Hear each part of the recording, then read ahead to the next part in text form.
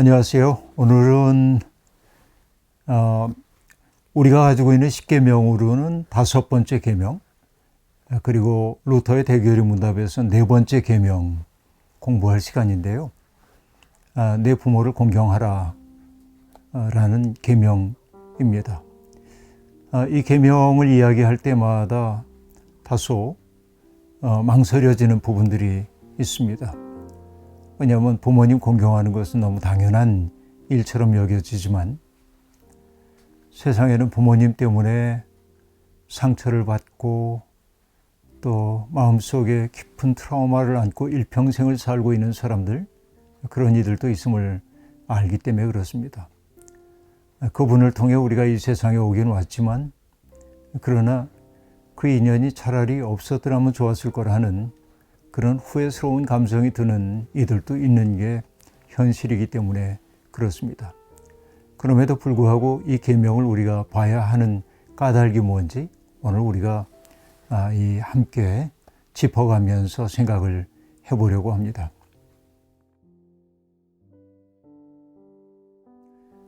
부모님은 우리에게 묘한 이중 감정을 느끼게 만드는 분들입니다. 세상에 살면서 어려운 고비를 만날 때마다 세상 모든 사람들이 나를 외면하는 것 같아서 적막강산에 있는 것 같은 느낌이 들 때마다 언제라도 돌아가 안길 수 있는 고향 같은 존재, 그분이 바로 어머니 아버지이겠죠.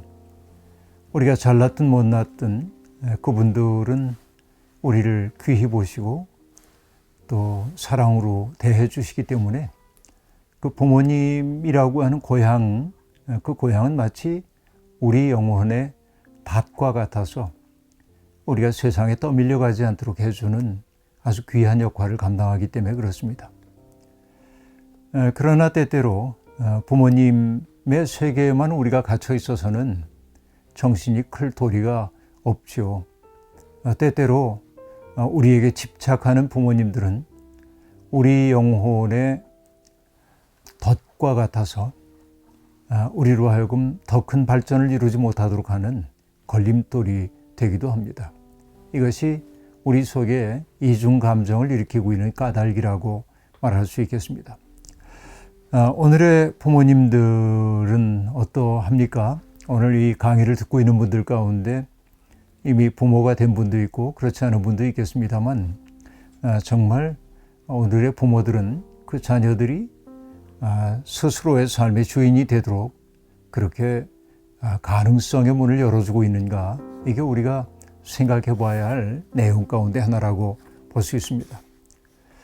흥미로운 것은 이 계명 가운데 앞에 나오는 3가지 계명, 그리고 4번째 계명이었던 오늘 우리가 분류하는 4번째 계명입니다. 안식일을 거룩히 지키라까지는 하나님 앞에서 우리가 어떤 모습으로 살아야 하는지에 대해서 얘기한다면 사람과 사람 사이의 관계를 맺으며 살아감을 가르치는 오늘 계명부터는 이후에 나오는 그 모든 계명들이 인간관계에 관련된 부분인데 그 맨 앞자리에 내 부모를 공경하라 라는 말을 두고 있습니다. 심지어는 살인하지 말라는 계명보다도 앞에 나와 있죠. 그것은 계명의 특별한 순서가 그 중요도의 순서라고 얘기할 수는 없지만 그럼에도 불구하고 그 배치가 우리에게 범상하게 보이지 않습니다.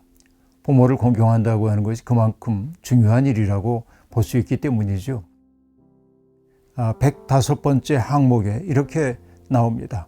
부모의 지위는 다른 어떤 지위보다 특별하고 우월합니다. 하나님은 단순히 부모를 사랑하라고 하지 않고 공경하라고 명하십니다 라고 말합니다. 사실 여기 공경하다라고 하는 단어는 히브리어로 카베드라고 한 말인데요. 이 단어와 매우 유사한 단어가 있습니다. 그것은 카보드라고 하는 단어이죠. 우리가 흔히 영광이라고 말할 때 카보드입니다. 그러면 카보드와 그 다음에 카베드라고 하는 것은 동종 계열의 단어임을 알 수 있겠는데 기본적인 의미는 무겁다라는 뜻입니다. 이것을 사람과 사람 사이의 관계로 얘기하자면 뭐죠? 가볍게 여기지 않는다는 뜻이겠죠. 묵직하게 여긴다는 말이겠죠.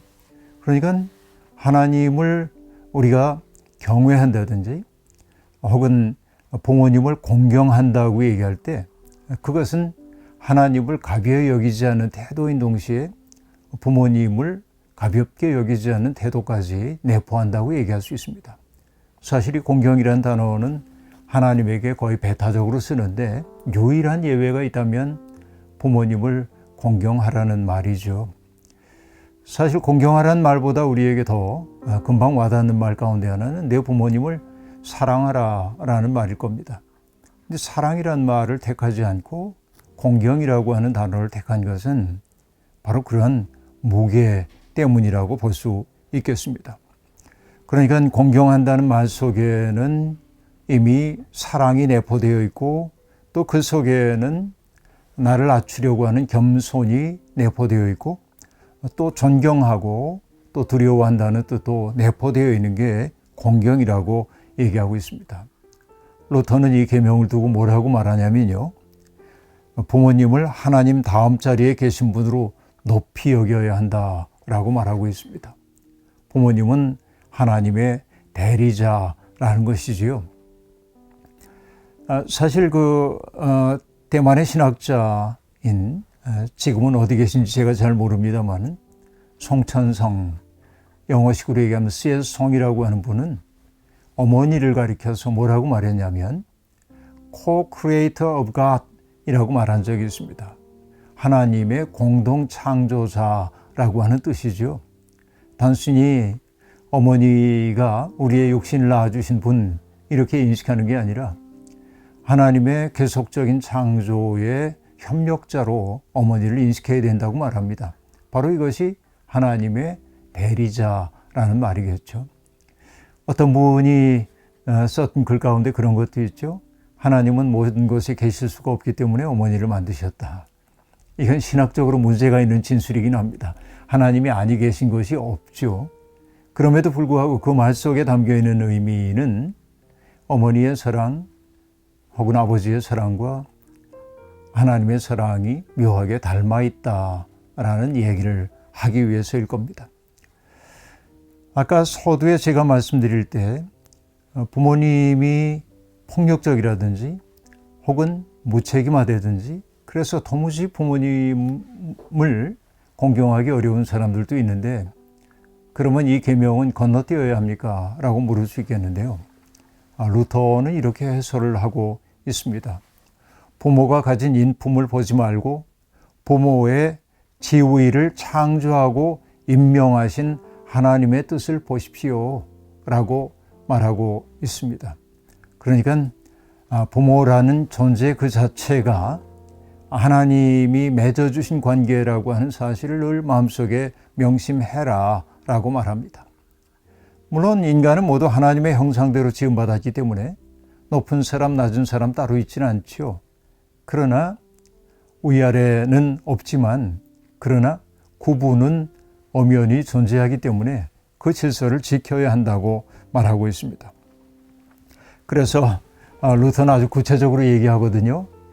부모님께 말을 할 때는 공손한 언어를 사용해야 합니다. 이렇게 말합니다. 여러분 어떻습니까? 부모님에게 우리가 공손한 언어 사용하나요? 저도 청소년 시절을 생각해 보면은 참 죄스러운 마음이 많이 있습니다. 나의 욕망이 다 충족되지 않는다고 부모님이 내가 바라는 바를 채워주지 못한다고 해서 부모님 원망할 때도 있었고요. 또 때때로 대들기도 했고요. 불손한 태도로 대하기도 했습니다. 이게 청소년 시절의 젊은이들의 그 모습, 질풍과 노도 시기의 젊음의 특색이라고 말할 수 있지만 돌이켜 생각해 보니까 그때 어머니 아버지가 얼마나 아프셨을까 하는 생각이 들거든요. 어쨌든 말을 할 때는 공손하게 해야 한다고 말하고 있고요. 그 다음에 부모님을 사랑한다고만 말할 게 아니라 그분들의 몸과 마음을 잘 돌봐드리고 필요한 것들을 제공해 드려야 한다고 말하고 있습니다. 우리가 유학에서도 효를 얘기할 때 두 가지를 얘기하거든요. 첫째는 봉양이라는 것입니다.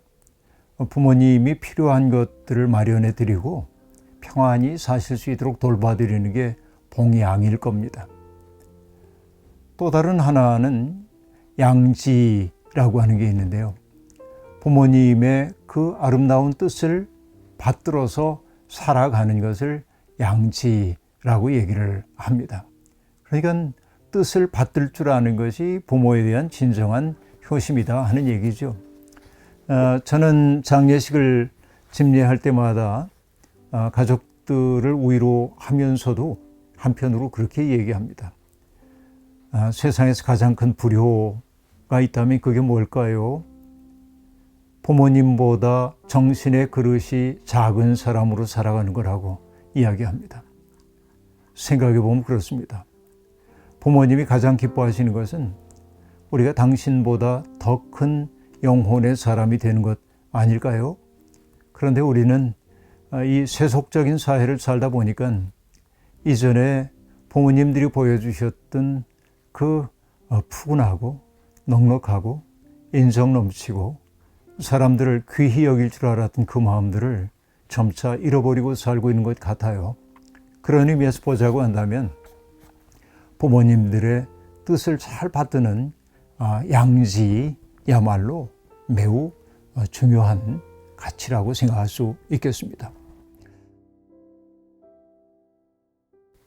그리고 루터가 아주 강조하고 있는 것은 부모님을 공경하라고 하는 것이 단순히 인간적 윤리로 우리가 꼭 지켜야 한다고 말하지 않는다는 것이죠.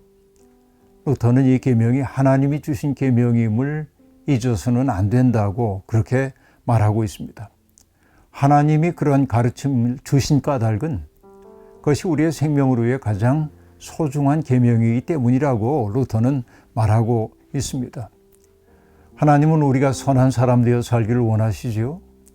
또 자기의 가능성을 충분히 살아낸 사람이 되기를 원하시는데 그런 삶을 위해 주신 계명들, 그것이 이 부모 공경의 계명도 포함되고 있는 거죠. 그러므로 내가 지금의 부모님이 어떠하든지 그분을 너무 쉽게 생각하고 간과하고 그리고 자기 좋을 대로 처신하는 거, 그것은 부모님에게 책임이 있다고 말하는 거, 이거는 하나님의 계명을 위반하는 일이라고 그렇게 볼 수 있겠습니다. 그래서 이게 하나님의 교훈을 부모님이 우리에게 전해주고 있기 때문에 내 생각과 내 뜻을 내려놓고 부모님의 뜻을 살피고 헤아리고 거기에 순종하는 일이 필요하다고 이야기를 하고 있습니다. 자, 이게 이제 우리에게 상당히 심각한 도전이 되기도 합니다. 정말 우리가 그렇게 살아야 돼 하는 질문이 등장하기 때문에 그렇죠. 그런데 이 세상에는 자녀의 의무를 다하지 않는 사람들도 있습니다. 루터는 은근히 어떤 사람들을 말하냐면 독신서원을 하고 살고 있는 카루투지오 스토헤 사람들을 예로 들면서 그들은 부모 공경의 도리를 다하지 않고 있는 것이라고 그렇게 이야기를 하고 있습니다. 부모에 대한 의무를 다하지 않고 있다는 것이죠. 사실 하나님의 대리자 신분인 부모님들을 잘 보살피는 게 가장 거룩한 일 가운데 하나라고 루터는 그렇게 보고 있는 것처럼 보입니다. 그 부모님을 잘 공경하게 될 때 하나님은 우리가 이 땅에서 잘 되는 복을 주신다고 약속하고 있습니다. 이게 131 항목에 나오는 얘기죠. 이 모든 것 이상으로 계명을 지키도록 하는 큰 자극제가 있습니다. 그것은 이 계명에 덧붙여진 하나님의 복된 약속입니다. 그러면서 그리하면 내 하나님 여호와가 내게 준 땅에서 내 생명이 길리라 라는 말씀이 등장하고 있죠. 그러니까 부모님을 공경하는 사람들이 땅에서 장구한 생명을 누릴 것이라고 얘기하고 있는데 여기에 생명은 우리가 몇 년 살고 그런 얘기, 단순히 그런 의미만은 아니고요. 복된 일상을 누리고 행복을 누리고 번영을 누리는 복이 거기에서 온다라고 말합니다. 그러니까 건강하고 아내와 자녀 무탈하고 양식이 넉넉하고 평안하고 또 우리가 살고 있는 시대에 우리를 통치하고 있는 좋은 정부도 바로 부모 공경 우리가 잘할 때 하나님이 주심하고 약속한 것이라고 루터는 그렇게 이야기를 하고 있습니다. 부모에게 최선을 다하는 사람에게 하나님께서 이제 귀한 것으로 갚아주신다. 그렇게 말하고 있는데요. 문제는 어디에 있냐면 여기에 얘기하고 있는 부모 공경하라고 얘기할 때 그 부모가 단순히 나를 낳아주신 육신의 부모님만을 안정하고 있는 것인가? 그렇지는 않다고 루터는 보고 있습니다. 사실 우리에게 많은 부모들이 있습니다. 우리를 가르쳐 주었던 선생님들도 우리의 부모이죠. 육신의 부모라기보다는 우리의 정신을 키워주신 부모님이라고 말할 수 있습니다. 뿐만 아닙니다. 우리와 더불어서 인생길 걸어가고 있는 친구나 이웃도 우리의 부모라고 얘기할 수 있습니다. 어느 시인이 썼던 시 가운데 어린아이 얘기를 하면서 이렇게 얘기합니다. 소를 보고도 엄마 그러고 개구리를 보고도 엄마 그러고 구름을 보고도 엄마 그러고 아이가 이 세상에 있는 모든 것들을 엄마 엄마하고 부른다는 거죠. 말 배우는 아이니까 그런가 보다 싶지만 시인의 예민한 촉수에 잡힌 그 이야기는 사실은 소나 개구리나 구름이나 풀이나 이런 것들이 우리를 다 키웠다고 하는 사실을 우리에게 일깨워주고 있는 것이죠. 세상에는 이렇게 참 귀한 부모들이 아주 많이 있습니다. 그렇기 때문에 우리들이 함께 살고 있는 사람들, 내 인생을 살찌워주고 있는 사람들을 하나님이 보내주신 분들로 여겨서 귀히 여겨야 한다는 겁니다. 이것이 우리의 삶의 태도를 만들어내는 것이라고 볼 수 있겠습니다. 그러니까 정말 이렇게 살 때 우리에게 주어져 있는 일상의 모든 일들, 또 우리가 대면하고 살고 있는 모든 이들이 우리를 키워주는 부모님인 것처럼 살게 될 때 그런 삶이 결국은 경건한 삶 할 때 얘기하는 그 경의 삶이 아닌가 생각해 봅니다. 그러니까 정말로 우리가 신앙으로 산다고 하는 것은 세상에 있는 모든 것들이 우리를 키워주는 부모로 여기고 살아가는 것이라는 거죠. 그 세상에 있는 정부 또한 마찬가지라고 얘기를 하면서 루터는 세상의 권위에 우리가 잘 순종해야 한다고 그렇게 얘기하고 있습니다. 사실 이 정부야말로 우리의 의식주와 경작지를 보호해주고 또 우리를 안전하게 해주기 때문에 좋은 정부를 우리가 마치 부모님인 것처럼 귀히 여겨야 한다고 얘기합니다. 자, 그러니까 좋은 시민이 된 것도 일종의 네 번째 계명, 우리 계명으로 얘기하면 다섯 번째 계명입니다만 이 계명을 지키는 일이라고 말하고 있습니다. 자, 우리가 살고 있는 세상이 이 지경이 된 까닭이 어디에 있을까? 154번 항목에 가면 이렇게 말합니다. 그렇다면 무엇 때문에 지금 이 세상은 이처럼 불신과 불행, 고통과 살인으로 가득할까요? 그 이유는 모든 사람이 자기 스스로 주인이 되려 하거나 자유로운 황제가 되려 하기 때문입니다. 결국 이런 삶의 특색은 무엇입니까? 아무도 돌보려 하지 않고 자기 하고 싶은 충동대로 움직이기 때문이라고 말하고 있습니다. 아까 부모님은 우리 영혼에 닫힌 동시에 우리 영혼에 덧칠 수도 있다고 얘기했습니다만 그러나 우리가 부모님을 공경하지 않을 때 그 마음이 우리의 덫이 되어서 우리로 하여금 권위를 존중할 줄 모르는 사람이 되게 만들기도 한다는 거죠. 이게 참 중요합니다. 그래서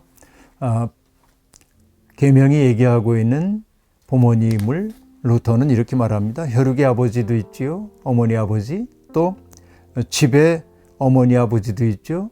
또 국가의 어머니 아버지도 있죠. 그리고 매우 중요한 영적인 어머니 아버지 얘기도 하고 있습니다. 그러니까 우리를 영적으로 바른 길로 인도하려고 하는 그분들도 우리가 존중하고 귀히 여기게 될 때 우리 영혼이 떠내려가지 않을 수 있다고 루터는 그렇게 이야기를 해주고 있습니다. 공경할 줄 아는 마음, 그 마음이야말로 복된 마음이라고 루터는 말합니다. 그 마음으로 살면 그 뒤에 따라오는 결과는 그분에게 맡기라고 얘기하고 있습니다. 즐겁고 사랑하는 마음으로 공경의 도리를 다하게 될 때 하나님께서 필요한 모든 것들을 충족시켜 줄 거라고 그렇게 이야기를 하고 있습니다. 자, 그런데요, 저는 한 가지를 더 덧붙여야 할 것 같습니다. 이런 얘기입니다. 결국 여기에서 부모를 얘기할 때 다양한 부모를 지금 열어 놓았습니다.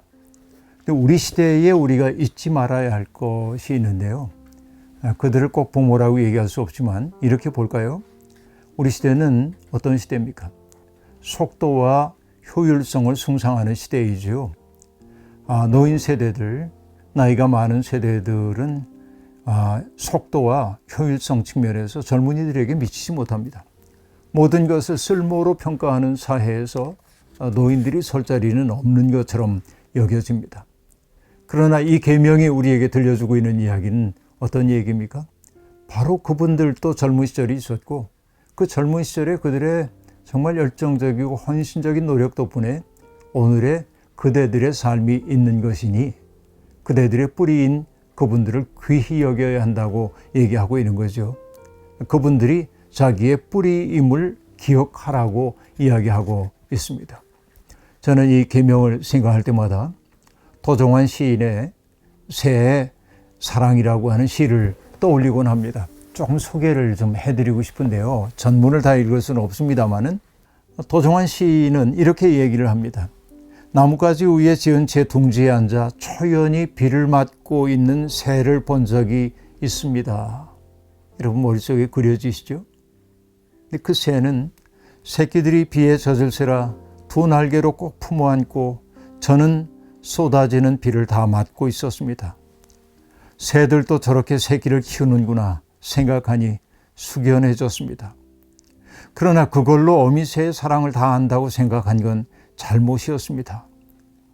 놀라운 관찰력인데요. 나는 법을 가르쳐야 할 때가 오자 어미새는 한 발 이상 떨어진 나뭇가지에 앉아 벌레를 물고 앉아 새끼 새가 그곳으로 날아오기를 기다립니다. 새끼들이 제 힘으로 날아올 때까지 기다리고 앉아 있는 겁니다. 노란빛이 가시지도 않은 부리를 있는 힘껏 벌려대면서 엄마 여기 내 입에 넣어줘요 하는 새끼들의 울부짖음 못 들은 척하고 그저 어미는 다른 곳 바라보면서 기다리고만 있는 거예요.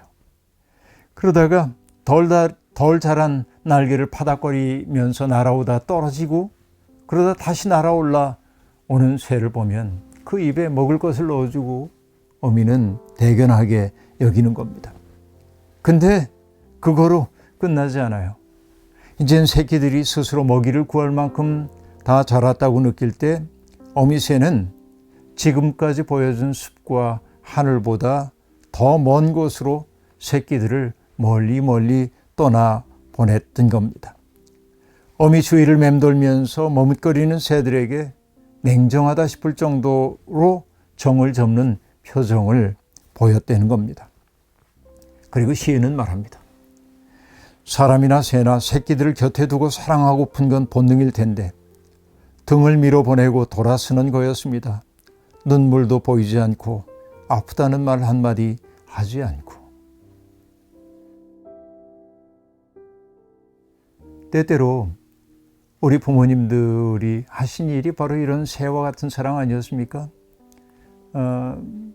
자식들이 행여라도 비에 맞을 새라 당신은 젖어가면서 온몸으로 비를 맞으면서 자식들을 품에 안고 그리고 허리가 휠 정도로 노동해가지고 먹여주고 때가 되었을 때 의존하는 습성을 버리기 위해서 아이가 스스로 일어설 수 있도록 하기 위해 넘어지고 일어서기를 반복하는 거 아프지만 지켜보고 충분히 자립할 수 있다고 할 때는 또 미련 없이 등더미로 내보내서 내 인생을 살라고 해주는 분, 이것이 부모님들의 사랑의 모습이 아니겠습니까?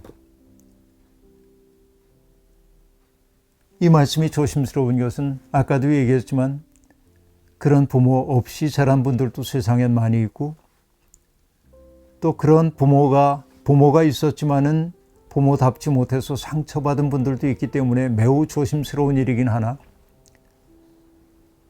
우리의 부모가 혈육의 부모만이 아니라 우리의 마음을 키워줬던 모든 분들을 우리의 부모로 여기며 산다고 한다면, 그래서 그분들이 있기에 내가 있다는 사실을 알기 시작할 때, 가벼이 여기지 않고 무게 있게 대할 때, 고마움으로 대할 때, 그 삶 그 자체가 우리에게 복된 삶, 생명이 넘치는 삶이라고 말하고 있는 게 아닌가 생각합니다. 출애굽 공동체, 그 공동체는 출애굽하기 전에는 가정이 무너졌던 경험이 있죠. 내 부모라고, 내 자식이라고 나와 함께 살게 되지 않고 조인들의 의사에 따라서 우리의 삶이 단절되고 해체되고 이런 경험들을 했어요. 그런데 새로 가서 살게 될 가나안 땅에서 그들이 지켜야 될 것은 부모와 자식 간의 사랑의 연대가 끊어지지 않는, 그렇게 해서 서로를 귀히 여기고 그대가 있으면 내가 있다고 하는 고백이 나올 때 그 사회가 건강한 사회가 된다는 얘기 아니겠습니까? 오늘도 내일도 부모님을 깊이 공경할 줄 아는 마음으로 살았으면 좋겠습니다.